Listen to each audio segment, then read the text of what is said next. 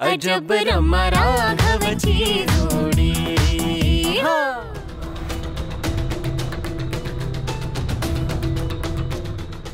झालं, सगळे कष्ट वाया। आता ही रमा नक्की सगळं सांगून टाकणार। नाही डॅड, काहीच झालं नाहीये, सगळं एकदम ओके।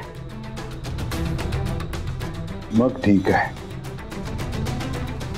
आणि तसंही तिने काही गोंधळ घालण्याचा प्रयत्न केला तर आपण आहोत ना तिला पुरून उरायला। यापुढे तिने काहीही जरी करायचा प्रयत्न केला तरी मी तिचा एकही प्लॅन यशस्वी होऊ देणार नाही।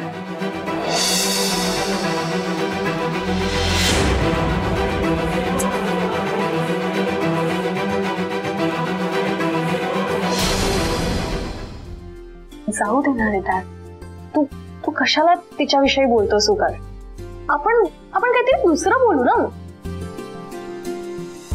अरे हो, मी तुला सांगायलाच विसरले, गणपती फेस्टिवल साठी मी पुरेदांच्या घरी गेले होते। काय सांगतेस काय? हो, आणि आम्ही खूप मज्जा केली। ओके, मग आता तिथे काय मज्जा केली, कसं एन्जॉय केलं ते मला अगदी सगळं सांग। Okay dad, you won't believe, मी स्वतःच्या हाताने मखर बनवला होता। काय सांगतेस काय? मखर बनवलंस आणि तू? हो, आणि त्यांनी त्यामध्येच त्यांचा गणपती ठेवला होता। नाही, त्यांनी त्यातच गणपती ठेवला वगैरे हे चांगलं आहे, पण गणपती ठेवला असं नाही म्हणत बाळा। गणपतीच्या मूर्तीची स्थापना त्या मखरात केली होती असं म्हणतात। Oh yes, right, sorry. It's okay. पण तुला माहितीये,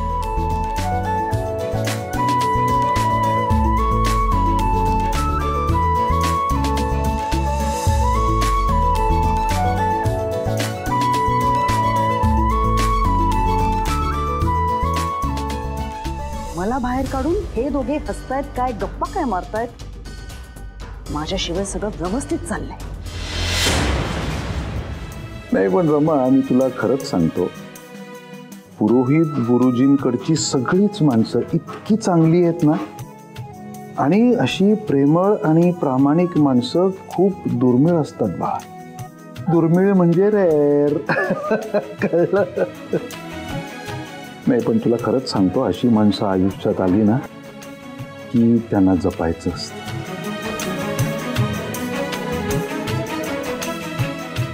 माझा राघव खरंच खूप रेअर आहे।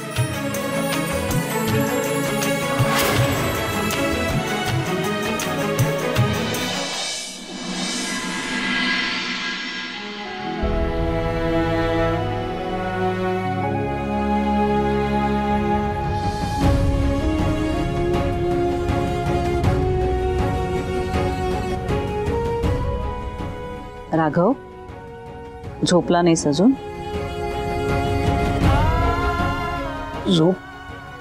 झोप येत नाही आहे।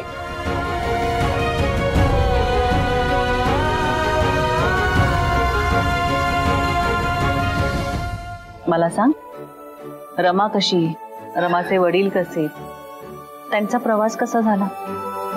प्रवासाचा खूप क्षीण आला असेल ना त्यांना? नाही अगं, प्रवासाची तशी सवय आहे त्यांना, पायाला फक्त जरा दुखापत झाली इतकंच। अरे काय सांगतोस?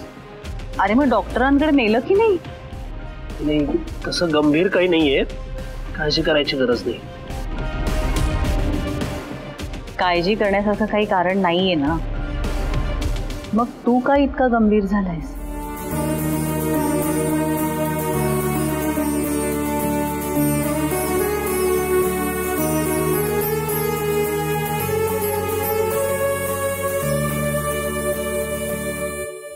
आई, मी आणि रमानी गिरीश सरांशी बोलायचं ठरवलं होतं।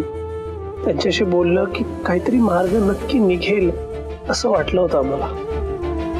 म्हणूनच ते यायच्या वेळेला तिथे गेलो होतो, पण त्यांच्या पायाला झालेली जखम बघून आम्ही तो विषयच काढायचा टाळला। आई, कितीही प्रयत्न केला ना तरी आमच्या लग्नात येणारे अडथळे काही संपतच नाही आहेत का? डोकं पथीर व्हायला झालंय।